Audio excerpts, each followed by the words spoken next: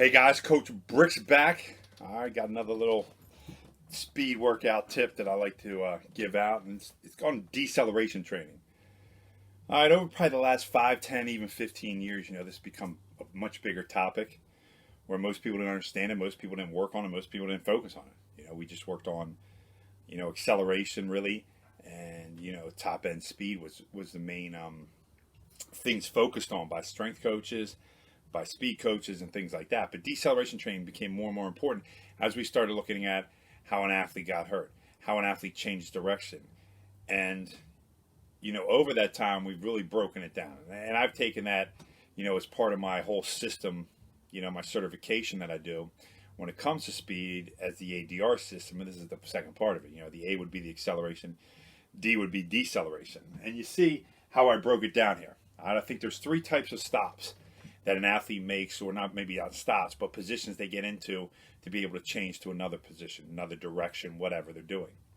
And the first one is the split stance. That's where one leg stops in front of the other. Boom. Very common in athletics, extremely common in athletics. When an athlete's coming into, say they're going to run a slant, they're going to plant with one leg, it's going to be in front of the other, and then they're going to drive in an opposite direction. All right? But they got to be able to slow their body down just enough so they don't hurt themselves, such as their knee, ankle, things of that nature, okay? Second one here is the athletic stop, and that's more where you come up and you parallel stand up. You see it a lot in basketball. All right, I'm running. I'm going to try to stop. All right, try to take a charge on you or something like that. That's where your feet become parallel. You're stopping like that. Does that happen a lot in other sports? I wouldn't say a ton, but it does happen where you got to be able to decelerate, be able to stop, and then be able to re-accelerate out of that position. So you got to understand that one as well. And the last one here is the lateral stop, all right?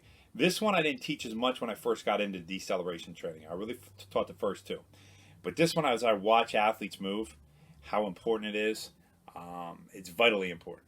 So the lateral stop is where I'm coming in, boom, and I'm going to turn my body. So I'm going to turn my body, boom, square it up, I'm facing another direction. So I'm squaring up in a 90. So if I'm facing this way, all right, I'm going to turn my hips, boom, face up, athletic stop, so that I can re-push back off and go back the way I came, or back on a 45 or something to that effect. So those 3 stops, if we can get those athletes understanding the 3 stops there, I'm telling you what we could accomplish. All right, it would be amazing what we could go over with our athletes and where our athletes could head, and probably how we could reduce some of the injuries that are occurring in today's athletics, because this is where it usually happens. If you ask most strength coaches or doctors or anybody, an athlete doesn't really tear their ACL ever on an acceleration. All right, when they're going to accelerate, it just doesn't happen. All right, they might pull something, but they're not going to tear it. They tear it when they're trying to slow down, when they're trying to decelerate. All that momentum, and they can't do it because either the quads aren't strong enough, they're not low enough, they're not in proper position, things of that nature. Boom. The thing in the middle there is that knee. The ACL gets stressed. Boom. Or, if when you go to pivot and stuff like that, instead of doing proper technique to get out of those situations, that's what can happen. All right, guys. So it's another one of their tips, guys. Stay strong, stay blessed. Remember, greatness never rests.